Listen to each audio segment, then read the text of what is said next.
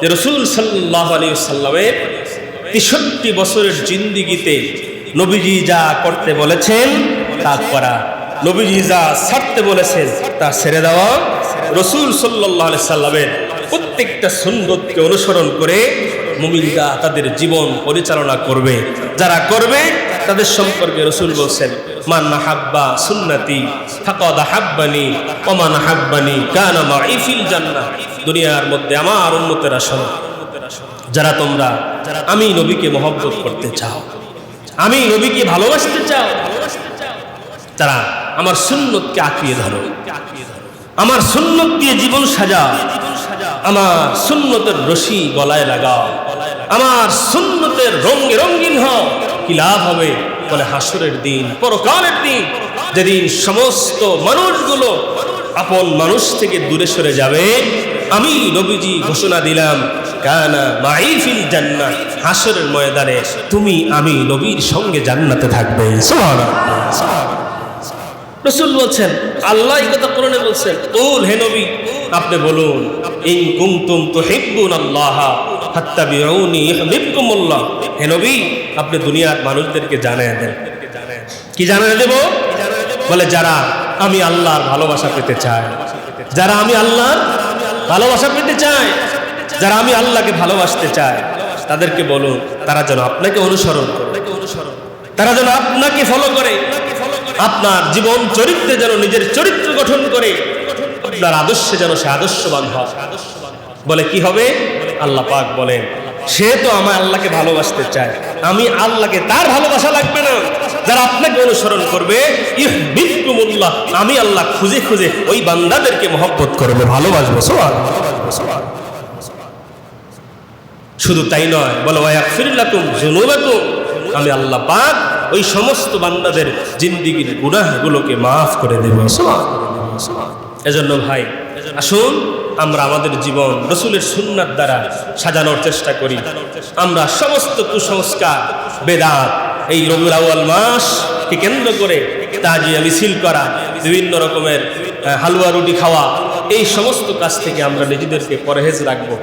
আমল অনেকেই বলতে পারেন, হুজুর তাহলে আমাদের আমল কি কিছুই নেই? রাসূল সাল্লাল্লাহু আলাইহি সাল্লাম তার জন্মবার সোমবার যেদিন হতো, এই সোমবার বৃহস্পতিবার সাপ্তাহিক রোজা রাখছেন। আপনি এত মহব্বত রাসূলকে করেন, সোমবার বৃহস্পতিবার দুটো করে রোজা রাখেন। আপনি রাসূলকে এত মহব্বত করেন, মাসের 13, 14, 15 তারিখ আরবি মাসের নবীজি রোজা রাখতেন, আপনি রোজা রাখেন। রাসূল সাল্লাল্লাহু আলাইহি সাল্লাম 5 ওয়াক্ত নামাজের গুরুত্ব দিতেন, আপনি গুরুত্ব দিয়ে 5 ওয়াক্ত নামাজ পড়েন। এক কথায় রাসূলের যত আমল আমাদেরকে বলে গিয়েছেন, এই আমলগুলো আমরা করব ইনশাআল্লাহ। আমরা যে ইবাদত করি, এই ইবাদতগুলো কবুল হওয়ার জন্য 4টা শর্ত। কয়টা? 4টা শর্ত। 1 নম্বর শর্ত হলো ইখলাস। কি লাগবে ভাই? ইখলাস কি?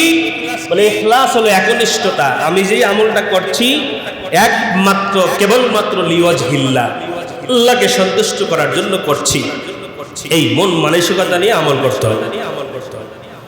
সেটা নামাজ হতে পারে, রোজা হতে পারে, হজ হতে পারে, যাকাত হতে পারে, কোরআন তেলাওয়াত হতে পারে, দান সদকা হতে পারে, এক কথায় যে কোনো আমল হতে পারে।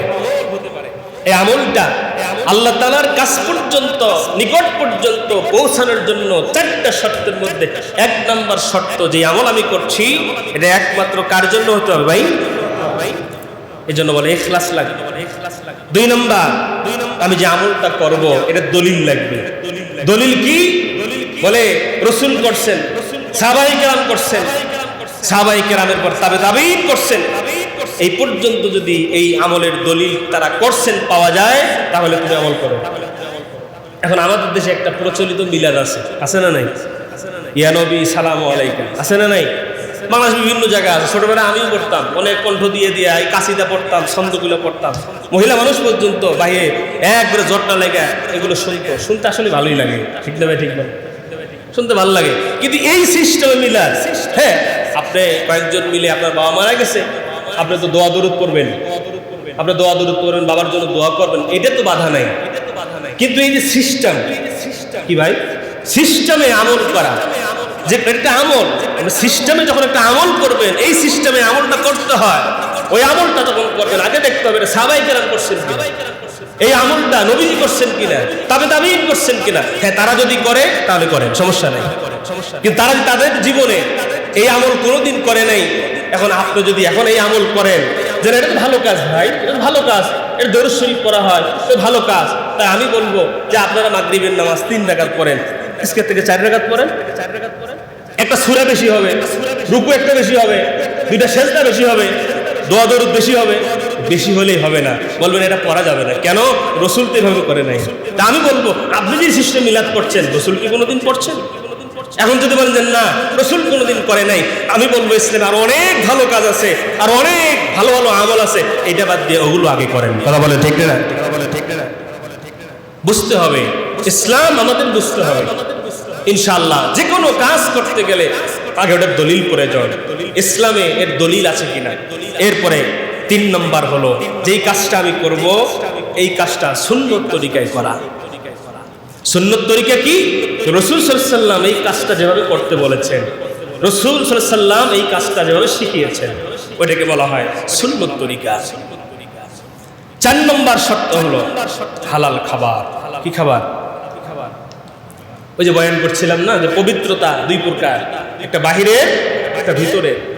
ভিতরেরটা হলো হালাল খাবার লাগবে, সুদের টাকা, ঘুষের টাকা, ধোঁকা দিয়া, প্রতারণা করিয়া, অন্যের জমি আত্মসাৎ করে, অন্যের টাকা জুলুম করে আমি নিয়া ভক্ষণ করব, শরীর আমি গঠন করব হারাম পয়সা উপার্জনের টাকা দিয়ে খাইয়া, এই ইবাদত আল্লাহর দরবারে কবুল হবে না। এই জন্য ভাই দুনিয়াতে যতদিন আছি হালাল পথে উপার্জন করার চেষ্টা করবো ইনশাআল্লাহ, হারাম থেকে বাঁচার চেষ্টা করবো ইনশাআল্লাহ। আল্লাহ পাক যে আলোচনাগুলো করলাম, মালিক আমাদের সবাইকে আমল করার তৌফিক দান করেন, বলেন আমিন।